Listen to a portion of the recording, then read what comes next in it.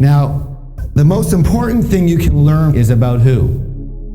Yeah, about yourself. So the reason that I raised my voice before is to make a point. And I don't need you to feel guilty if you didn't do what you said you were going to do. What I need you to do is I need you to make a clear distinction. And I need you to open your eyes and become awake and say, here's something I said I was going to do that I didn't do. That's it. Now, what do you learn from that? There's lots of things you can learn from it. What do you learn from it? It's not about guilt at all.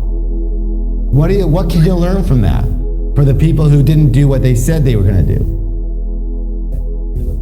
Yes, sometimes we set unrealistic goals or plans. How many of you have ever written something down for New Year's resolution and by the second week it's gone? Anybody in here like that? Hello, do I have enough hands for that? You know what I'm saying? Yeah, sure. So what does that tell you? What's the first thing? You can be an overachiever or what? Unrealistic goals, possibly. Or what's the other piece? Sabotage, right? Well, the first thing I want to recognize is this. Don't commit to something you are not going to do. Ever, ever, ever.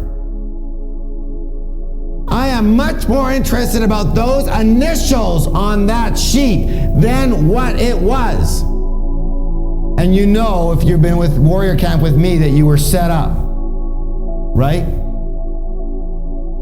If you initialed it, I expected you to do it. Because you said you were going to do it. And I took you at your word. Because your word means something to me. It may not mean anything to you, but it means something to me. And if you truly want to succeed in this world, you may consider having your word mean something.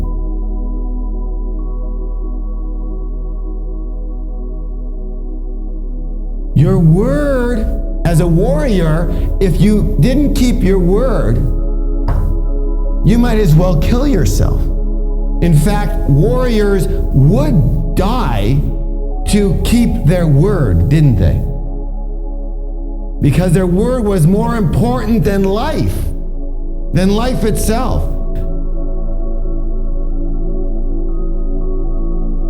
Your inner power is equivalent to the power of your word. No more. You cannot be any more powerful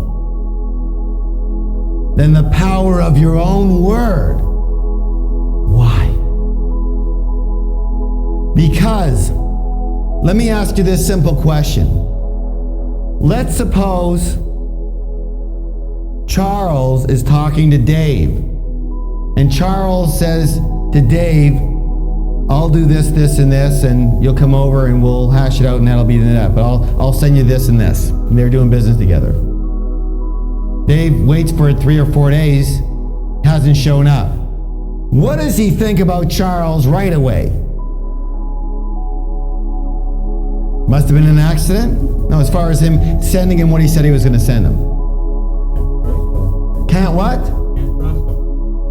How many people here would think, right away you'd think, unreliable, can't trust them, flake, forget it, right? Don't want to do business with this person, right?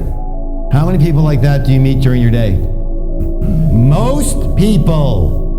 I lived in California. Believe me, most is most, as in 90%. That was the one thing people always ask me. Are people different, in Canada? Are they different on the East Coast? Yeah, usually.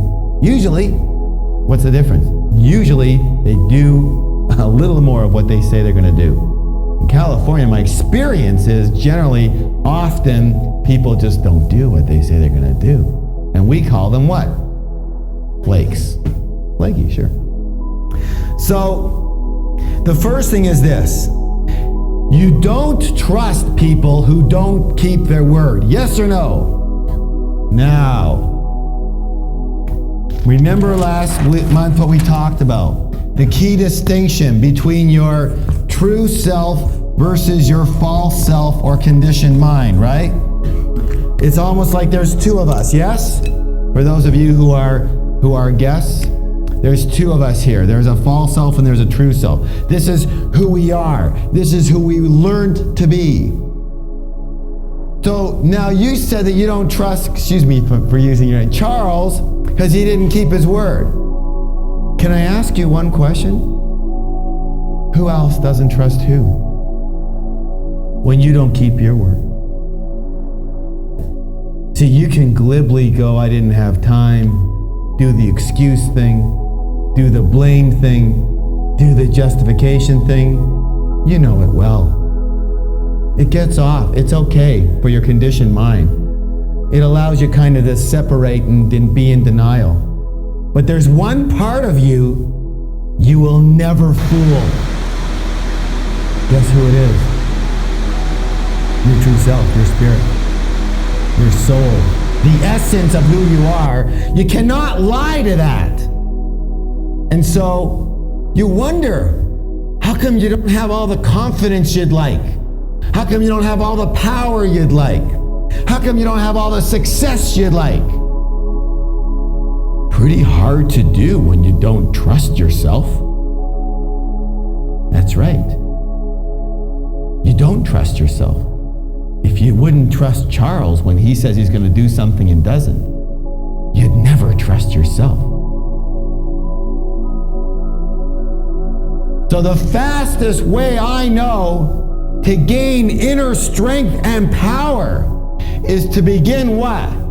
Keeping your word, no matter what.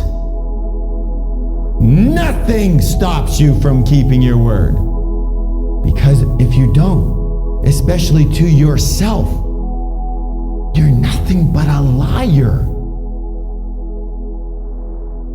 And your true self looks at you that way. You can't be trusted. Now, there's a part of you that really can't be trusted.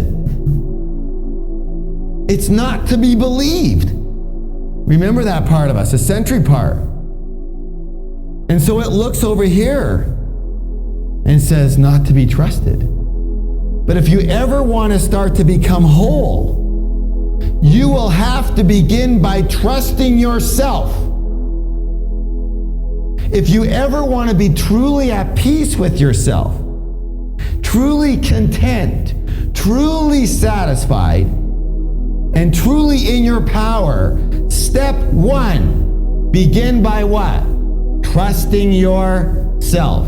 And the only way that's even possible is beginning by what? Keeping your word. No matter what it takes. Always, number one, keep your word. Now let me add on to this. The other thing about the power of word is that when you say something, when you declare something vocally, so it kind of starts with a seed, with your thought, right? That's the seed. But then it's just a bunch of thoughts until you actually usually say something and commit something, right? I'm going to do this. I'm going to lose weight. I'm going to do my success journaling. I'm going to do that. I'm going to make $1 million. Whatever it is, right? Then you say it, you say it out loud. You declare it. That's your commitment. By the power of word, you are now committing to, you're declaring something in the real universe from just a bunch of thoughts, right? Does that make sense? You guys did it by authorizing your initials on something. But you do it every day. You do it every single day when you say anything. I'm going to do anything. Hundreds of times a day. Now listen closely. In the spiritual scheme of things, this is critical. Because when you say what you're going to do, if that occurs in reality, right? Here you've said something out of the ethers. Rain, voice, it's not real. But now it occurs in reality. what has transpired? You are now what? You are now a creator. You are now a creator of the real by the unreal, by the ethers of your thought and your voice. You've created the real now. From there to reality. Now, the more you say something and it occurs, the more you not only trust yourself, but the universe begins to trust you. You start to see yourself as a very powerful person because everything you say comes true in reality. When I say this, it always happens. But where do you start? Do you start with going, oh, I'm gonna get $1 million in the bank by next week?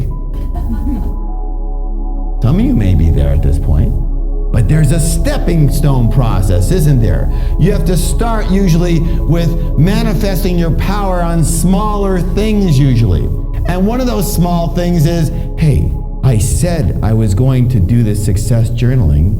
I'm gonna do it because what I say manifests in the universe. I said I'm gonna work out 4 days this week, and I did. What I said manifested in the universe. As soon as you don't do what you say, the whole thing bursts apart. So the essence of what I want to share with you here is the goal is to make your word law in the universe. And if you can continue to do what you say you're going to do, it becomes law in the universe. And pretty soon you have no doubt in your mind whatsoever that when you declare something, it is as good as done. Why? Experience, hundreds and hundreds and hundreds of times. Every time I say something, it happens. Is that a good thing to have? Is that power or not? That, my friends, is the ultimate power. But it has to start somewhere. And it has to start with the understanding of the power of your word. And if your word has no power, you automatically become powerless. So this was not about what you did and what you didn't do. The first thing this was about was those darn initials on the left-hand side of the page. Now, next time, I would expect you'll be a little clearer on which ones you initial and which ones you don't. Does that make sense? There is no such thing as it not being done if they've committed to it. It's done. As soon as they said they're going to do something, it is done. It just has to sometimes take some time in reality, but it's as good as done. It will never not happen. So it doesn't mean you have to lay more and more and more on you. What it starts to mean is watch your commitments. I remember about 5 years ago when I started doing this kind of work. I'd say on the 6 years ago, my New Year's resolutions were, if there wasn't 50, there wasn't one. I mean, oh yeah, I'm gonna do this, do that, go here, do that, all over the place, right? How many of them happened? Like 2, 3?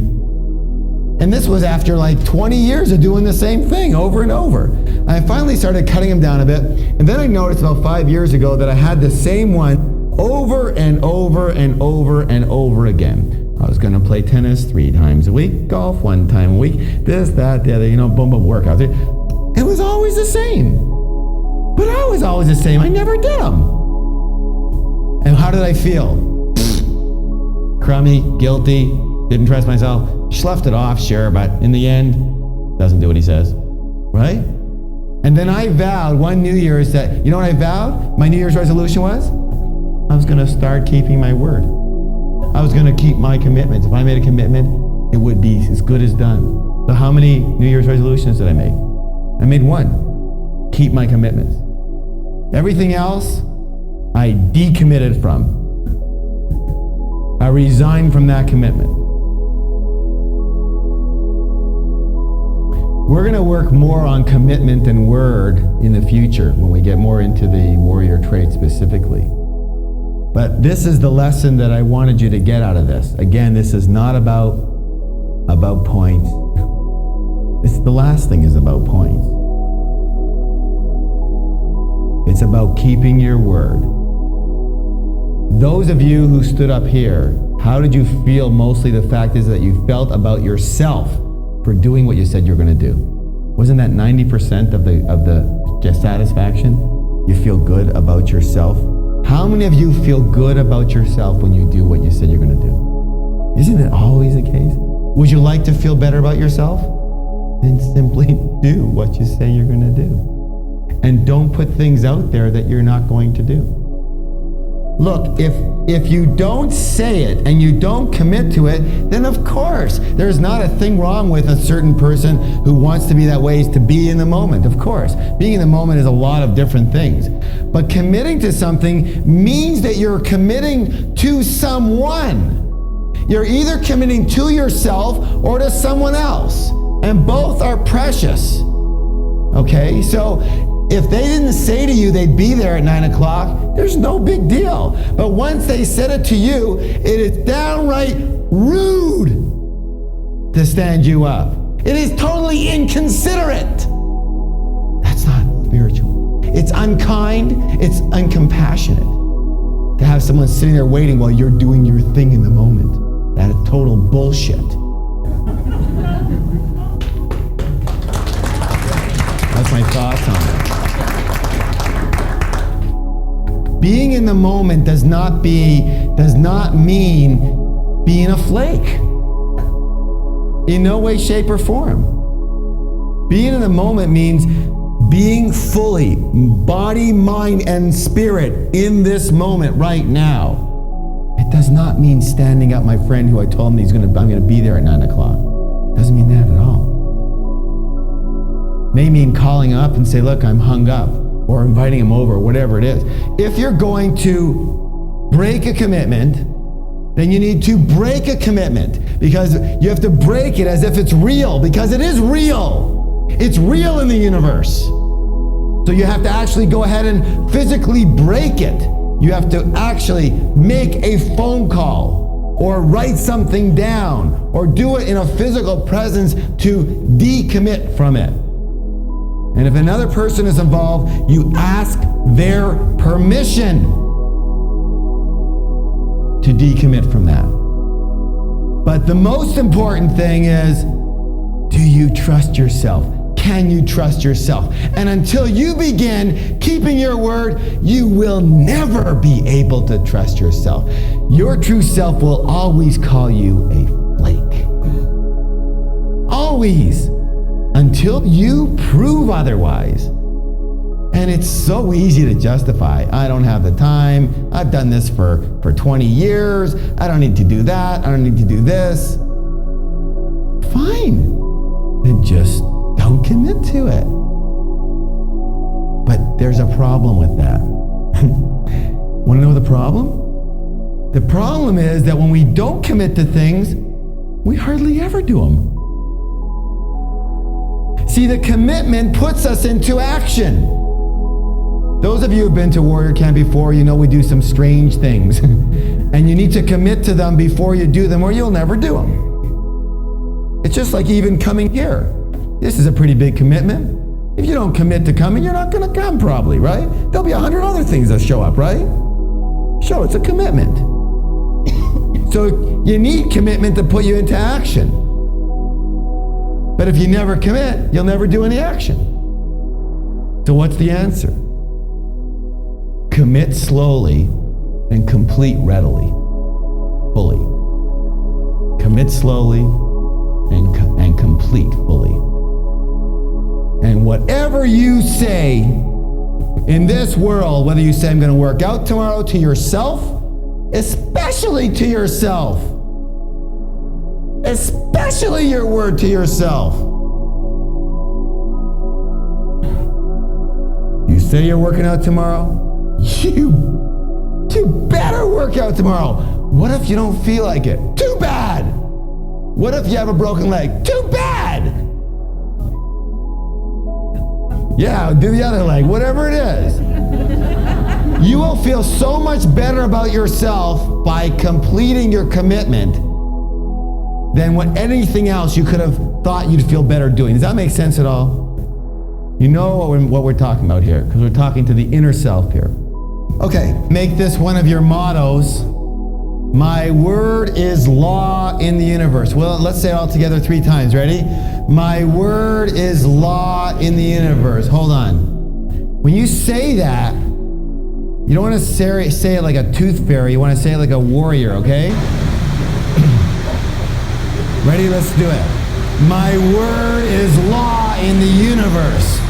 My word is law in the universe. My word is law in the universe. And when you begin to live that, I want you to raise your hand and tell us how your life is because of it. Last month we talked about the distinction between the true self and the false self, which is who we are versus who we learn to be. And remember that we said there was an analogy of the false self or the conditioned mind, that they were that part of us was like the sentry on the ship. The what? Sentry on the ship. Always looking for what? Danger, problems, look out, be careful, right? And who's the truth? And who's the captain of the ship? Who's the captain of the ship? The true self, our true self, right? And the critical distinction was to understand the difference between the two. And when you can understand the difference between the two, then you could basically start to live consciously. What's the word? Versus unconsciously. What is the difference? Choices, yes. Here and now. Yes, one in control of, one may not be. So one is what? One is automatic. It's your programming, automatic programming from the past. So you are on automatic. You're in reaction. Does that make sense at all? Whereas with your true self, you are into what? What was the word? Choice, right? What is it? Choice. When you're conscious, you are choosing consciously versus coming from necessarily from your past. And basically, consciousness is being able to think and act based on who you are and what you want today versus who you were when you were 6 or 7 years old. Does that make sense at all? Okay. So to become conscious, we have to become aware. What's the word? Aware of our thinking, our feeling, and our action processes. Last month as an exercise, I asked you to do what? Observe your mind. Watch your thoughts.